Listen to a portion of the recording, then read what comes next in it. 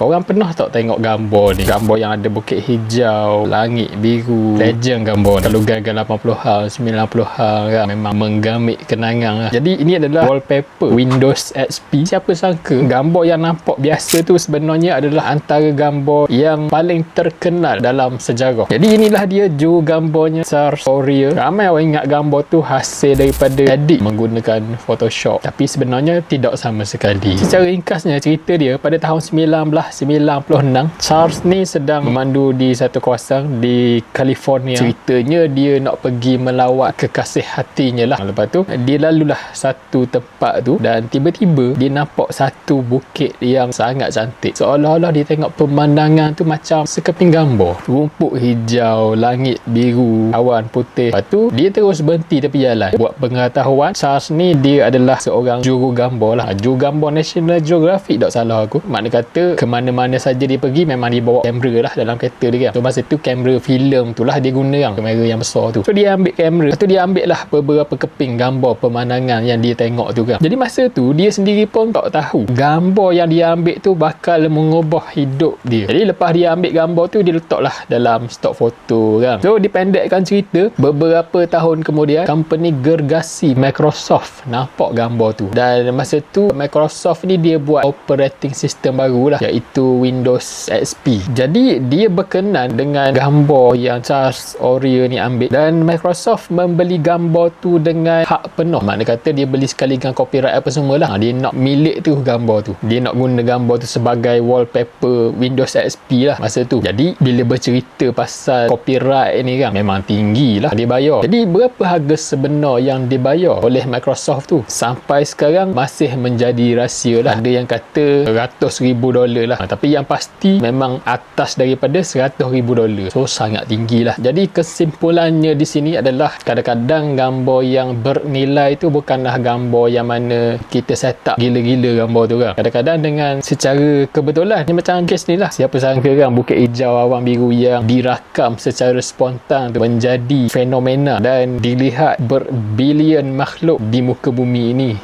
Tu dia. Jadi samalah juga macam kita ni kan. Hari ni mungkin kita ambil gambar suka-suka je, kita letak dekat stok foto, maknanya kata sekadar cuba-cuba je kan. Jadi siapa tahu suatu hari nanti ada syarikat besar yang membeli gambar kita kan. Mungkin kita anggap gambar kita ambil tu macam biasa-biasa je kan, tak ada value pun. Tapi sebenarnya mungkin gambar tu ada value yang kita tak tahu. Contoh macam aku sendiri pun ada juga sekeping gambar dapat $11, $20 pun pernah rasanya, ke $18 tak ingat. So gambar tu aku rasa biasa-biasa je. Mula-mula ingat tak nak upload pun gambar tu, tapi terayalah upload lah. Lepas tu tiba-tiba dapat sekeping $18. Banyak tu $18. Kalau macam jadi macam pakcik ni lagilah kan, mana tahu ada rezeki kita. Jangan pandang benda ni macam benda yang sen-sen je. Hari ni mungkin sen-sen, akan datang bila portfolio kita banyak, dia tak akan jadi sen-sen lagi dah. Jadi bergantung dah. Kalau macam korang rasa benda ni berbaloi, buat je. Daripada ada masa lapang korang main game, tengok Netflix 2-3 jam kan, baik korang spend masa, tak perlu lama pun, sehari korang spend dalam masa 1 jam je pun, buat gambar, upload 50 keping sehari ke. Jadikan benda ni satu hobi baru. Tak boleh income setiap bulan pun, boleh tahunan pun tak apa dah, passive income tahunan. Macam aku